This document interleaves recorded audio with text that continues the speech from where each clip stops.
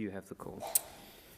I rise to speak on the sad passing and also the very significant life contributions of a great Australian, Sir David Smith.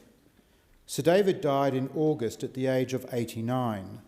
For many, both here in Australia and around the world, he will most often be remembered as the man on the steps at Old Parliament House on Remembrance Day in 1975. He was there in his role as the official secretary to the Governor-General. On that occasion, many people's image of the Whitlam dismissal are now part of Australian folklore. Sir David read the Governor-General's proclamation dissolving Parliament. He was immediately followed by Gough Whitlam, who delivered the famous line, "Well may we say God save the Queen, because nothing will save the Governor-General." While the events of 1975 would immortalise Malcolm Fraser, Sir John Kerr and Gough Whitlam, each in very different ways, Sir David Smith would go on to outlast them all. He was born in Melbourne in 1933 and educated at Princes Hill State School and Scotch College. He later attended Melbourne University and the Australian National University. He began his career as a public servant in 1953, becoming private secretary to the Minister for Interior and Works in 1958 and remaining until 1963. Sir David was then appointed Secretary to the Federal Executive Council and subsequently Secretary to the Department of Prime Minister and Cabinet, serving between 1971 and 1973. It was in this year that he was made Official Secretary to the then Governor-General, His Excellency Sir Paul Hasluck, who hailed from my home state of Western Australia. What is remarkable is that Sir David continued in the role until 1990.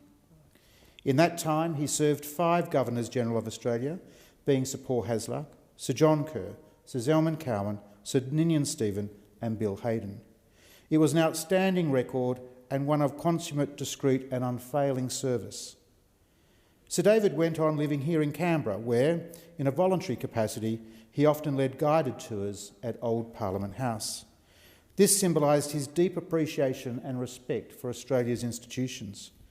He was later appointed a visiting fellow in the Faculty of Law at the Australian National University for 1998 and 1999, and was a member of the 1998 Constitutional Convention.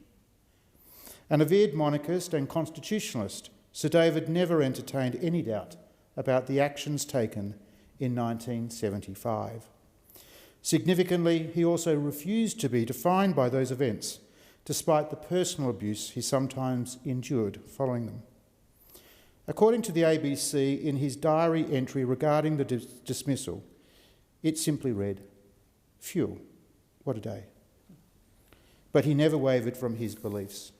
He argued the Governor-General was Australia's de facto head of state and was not required to involve the Queen in his decisions, but merely inform her. This view would be vindicated. The smoking gun long sought by Republicans, that of Governor-General Sir John Kerr and the late Queen, allegedly colluding to sack Gough Whitlam, failed to materialise when the National Archives handed over correspondence between them. Sir David became a leading voice for the constitutional monarchist cause during the Republic debates of the 1990s.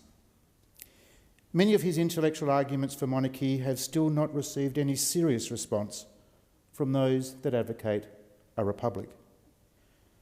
I was greatly honoured to have attended the memorial service for Sir David and all that he represented last month. Also, there were many other great Australians, among them former Prime Minister John Howard.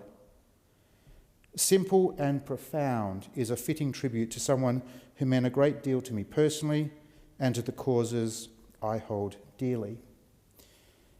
Sir David is survived by Lady Smith and their 3 sons, Richard, Michael and Philip, to whom I again pay my respects and sympathy.